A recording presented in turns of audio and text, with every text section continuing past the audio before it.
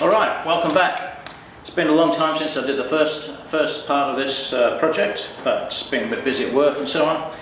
Finally made some progress. The brakes are done, we'll be looking at that in a minute. And I've made a subframe. I was originally going to use the BMW one, but it's very big, very heavy, designed to take two people and all the luggage, so we're a bit over-engineered for what we need. I made this one, first attempt at making a subframe, and it nearly went right first time. And I decided to make it running inside the shock. The original one comes outside and hides that, makes it look very bulky, so I've tried to make it as minimal as possible. Closer up you can see how I've tried to expose the shock and make the subframe as minimal as I can. We'll look over the other side, and here you can see mounted in the normal places. I use rod end bearings just to get a little bit of adjustability on there in case I didn't make it straight. Triangulated across the middle there and mounted here onto the original battery tray. That's how I got around the inside of the shock. There's the rod end bearing mounted in the original spot from the original subframe, and as you can see I still use oxyacetylene. I think it's a nice way of welding.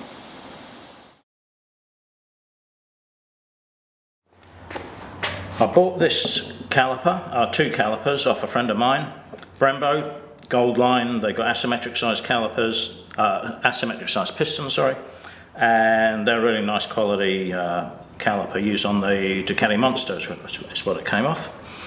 We're going to pull them to pieces, spray them, replace these rusty bolts, put new seals in, all that sort of stuff. These bolts are a bit rusty. The original ones, if you replace them with the originals, they're quite expensive, but they're worth it. Don't be tempted to use stainless, because stainless are not as strong as these bolts. To mount them to the forks, first I made an aluminium plate because it's nice and easy to cut and drill and get it right. But I wasn't sure that 6mm aluminium is really strong enough to mount these to the forks, so I got a stainless one made by a local guy. I just gave him my aluminium one as a pattern, and he's cut it out of stainless steel. So that's going to mount to the caliper like that. If only I can get that bolt in. So that will mount it to the fork leg. And I'm going to spray them silver because the gold is faded. It's hard to find the right gold. So I'm going to spray them silver, and then they'll be less conspicuous against the steel plate. Here we are, finished caliper.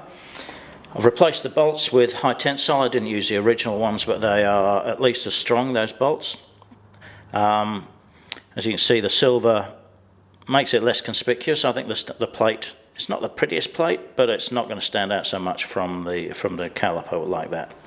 So, time to fit it to the fork. Okay, brake caliper is going to mount like that. We use the original mounting point here, and there'll be a nut behind there, original mounting point there. So this one actually goes straight through the plate and into the caliper, and the same with that one, just goes straight on the caliper.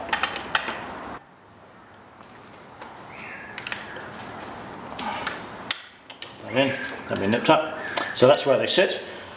If I were to maybe use larger discs, say a 300 or 320mm disc, the caliper could sit further up, which might look a bit prettier, but it's not bad. And the plate is largely concealed behind there. I think it's looking pretty good, and it'll work really well. Alright, now we're getting to the fun part, because the subframe's done and we can start fitting some bodywork. The seat, TR750 Suzuki from the 70s races, fits perfectly. Really happy with that. So the next thing we were doing was trying to find a tank to fit. First thing I did, I borrowed this off a friend of mine. It's a bit dented, but hey, kinda nearly fits. Bit of a gap here I don't like. If that were pulled out, it might just work, but it's just a bit short. It's important. The thing with these BMWs is there's a lot of brackets underneath the frame here. All of these mount relays and electrics and ignition, and you need a wide tunnel underneath. Not many tanks have that.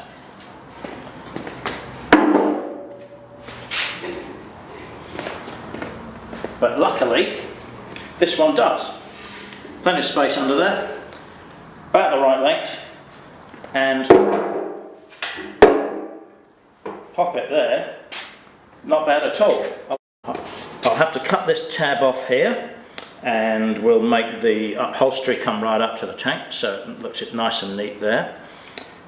And there is a problem here in that this tank has been welded. You can see here somebody's cut the whole fuel cap top of this tank out and welded a new one in for some reason. That's going to take a bit of filler, but I can't complain because this tank cost me a carton of beers, about 50 bucks. Overall, we made some good progress.